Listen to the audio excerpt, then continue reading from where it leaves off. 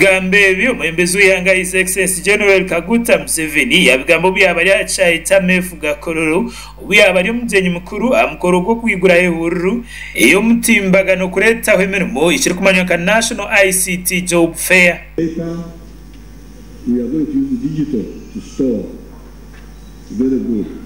So therefore, what is ICT helping us with? And that's why I support it. I support ICT.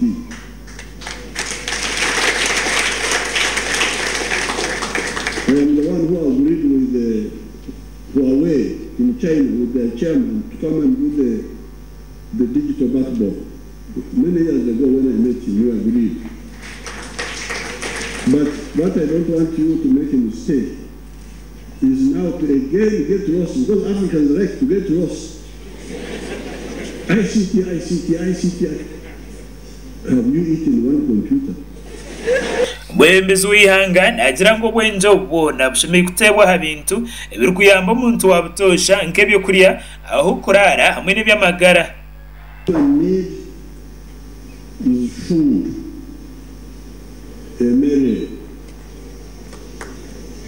remember some few months ago you were panicking that wheat was not coming and so on.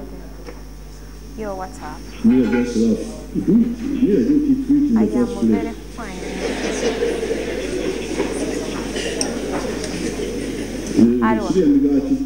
Michael, akanga kudetele bishaka byo korogande.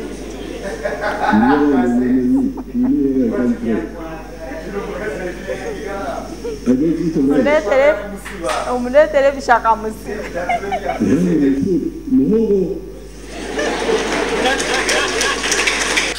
Mukoro ku Minister w'Ibyakarumagezo mu ihanga Honorable Dr. Chris bari munsi yatera government omuranga ukorekera kubasika cyona kurebe kangu yadetaho emirimo abo kugira ngo iminyete minje mu ihanga ino bukugu gukate inemirimo yo kukozaho bukugobu fe abanonye emirimo abanonye training opportunities kubanga tuyite bitongole byenjawulo okujja wanu nebiraga mirimo kije birina emirimo y'omusala emirimo ya training nga internship baliwo no training abana mu bintu by'enjawulo kati kijja kuyamba abana bafe kubanga balina emirimo ezuuka mu mutwaro gumu opportunities go mutwaro gumu so interaction enu ebera nungi president abada asima cha ICT nti ICT ketujidya ICT and bade as an enabling